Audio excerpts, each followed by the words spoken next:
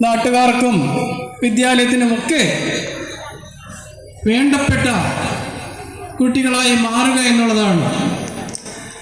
അത്തരത്തിൽ നിങ്ങളുടെ ഓരോ നമ്മുടെ മൺമറഞ്ഞു പോയ സാഹിത്യകാരന്മാരൊക്കെ നമുക്ക് പകരം വെക്കാൻ പറ്റുന്ന സാഹിത്യകാരന്മാർ ധാരാളം ഉണ്ടായിട്ടുണ്ട്.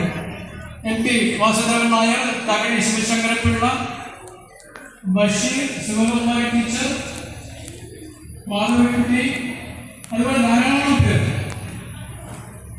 എൻ്റെ മുമ്പിലിരിക്കുന്ന ഈ പിരിച്ച കുട്ടികൾ അവരൊക്കെ നഷ്ടം നികത്തുവാൻ കഴിയുമാറാകട്ടെ. നിങ്ങൾക്ക് ഓരോരുത്തർക്ക് എന്ന് മാത്രം ആശംസിച്ചുകൊണ്ട്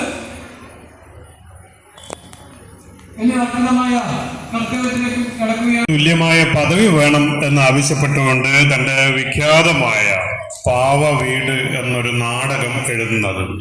വീടാകുന്ന കൂട്ടിൽ ഇങ്ങനെ കഴിഞ്ഞുകൂടുന്ന ജന്മമല്ല സ്ത്രീ എന്നും ആണുങ്ങളെ പോലെ തന്നെ സ്ത്രീക്കും തുല്യ അവകാശമാണ്, തുല്യ പരിഗണനയാണ് എന്നും ലോകത്തോട് വിളിച്ചു പറഞ്ഞപ്പോ അദ്ദേഹത്തിന് കൊട്ടക്കണക്കിന് ചീത്തയും തെറിയുമാണ് കേട്ടത്. അദ്ദേഹം എന്ത് വിവരക്കേടാണ് പറയുന്നത്.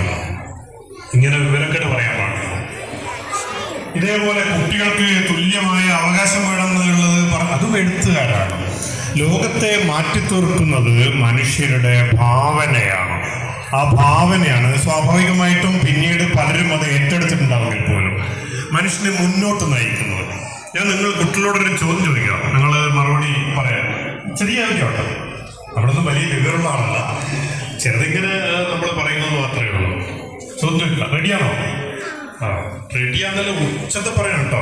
റെഡിയാണോ? നമ്മളെ ഈ കുറച്ച് പ്രായമുള്ള ആളല്ലേ, നിങ്ങൾ നല്ല കുട്ടികളല്ലേ, ഉഷാറായിട്ട് മറുപടി വരുന്നത്. ഒരു ചെറിയ കടങ്കഥയാണ് ഉത്തരം നിങ്ങൾ പറഞ്ഞാൽ, അതിന് ഉത്തരം പറഞ്ഞാൽ തയ്യാറല്ലേ? ആകാശത്തിനും ഭൂമിക്കും ഇടയിൽ ഇല്ലാത്തത് എന്താണ്? ആകാശത്തിനും